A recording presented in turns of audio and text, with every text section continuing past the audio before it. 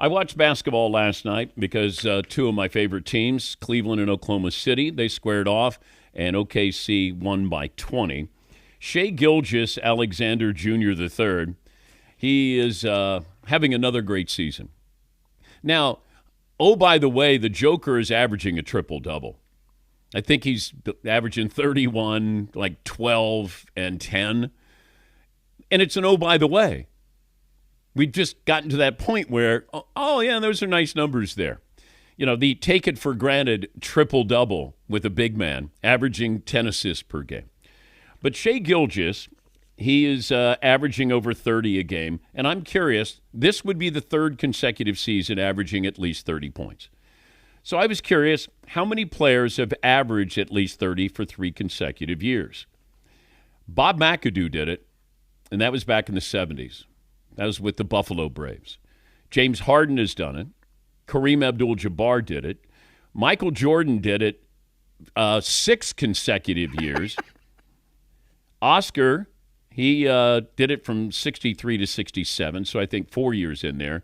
Wilt is in there, but, you know, you can take him off the board because it's just different with him because he was averaging 37, 38, 50, 44, 36, 34, 35, 37, 35. I mean, you know, just like, wait a minute, what's going on here?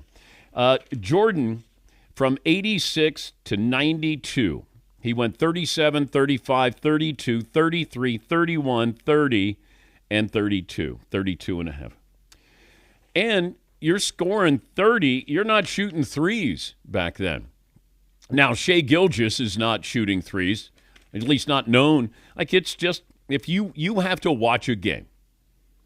And this is what I would say to all these MVP voters. Make sure you're watching games. Because if you're watching highlights, you're going to come away and go, all right, what's the big deal? It's a mid-range jumper.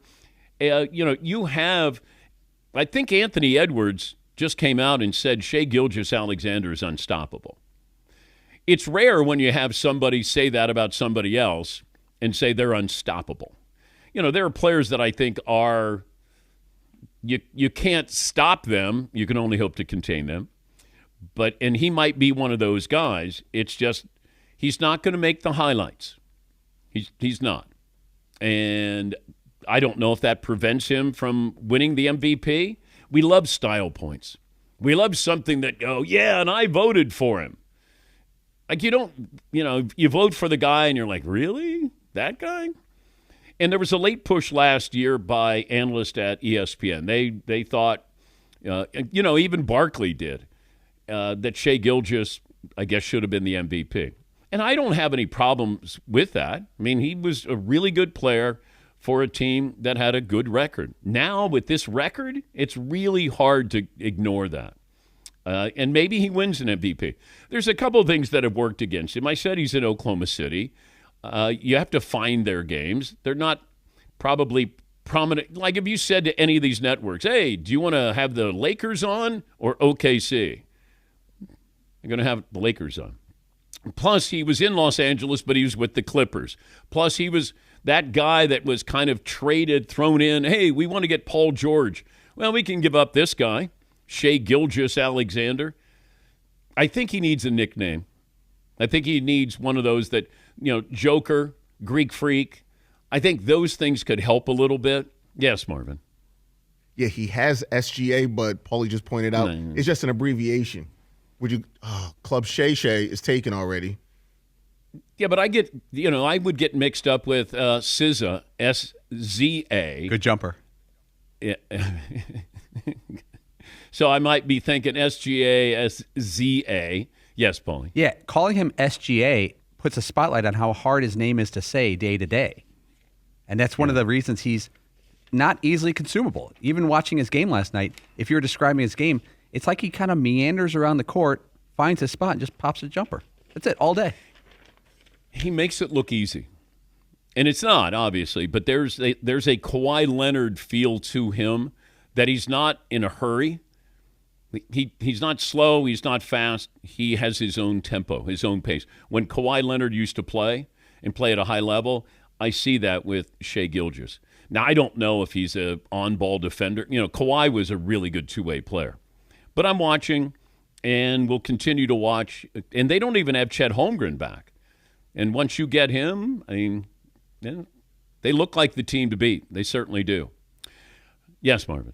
And the thing is, they've been trying to make him a star. He was in the Skims, the Kim Kardashian line. He posed in his, nearly nude. Whoa, he had the whoa. What a Girl Wants commercial with Chet Holmgren. Yeah, so they've been Chet. trying. There's been a concerted effort to make this guy a star. That commercial did him no favors. No, that wasn't good. I'm not blaming him. I'm blaming them. Yeah, that was where you go, man, I don't know. But they're trying. At least they tried. I just don't know if he's ever going to get, like DeMar DeRozan. He's a really good player. He's just not exciting. So when you say, DeMar DeRozan's averaging 27, you go, all right. I can't remember one basket. And once again, that's not fair. I remember Adrian Dantley. If you're old enough to remember Adrian Dantley, he would give you 30, but you don't remember any of his points. It'd be like, okay, AD, Mark Aguirre. Hey, man, that guy can score. Alex English. You're like, all right, that guy can score. Meanwhile, Alex English and Dominique Wilkins could average the same number of points. I would remember Dominique's. I didn't remember Alex English's. But he was just that kind of methodical, mid-range jumper. It's like Durant has become a star, but he had to win to become a star. And I think that was the important thing.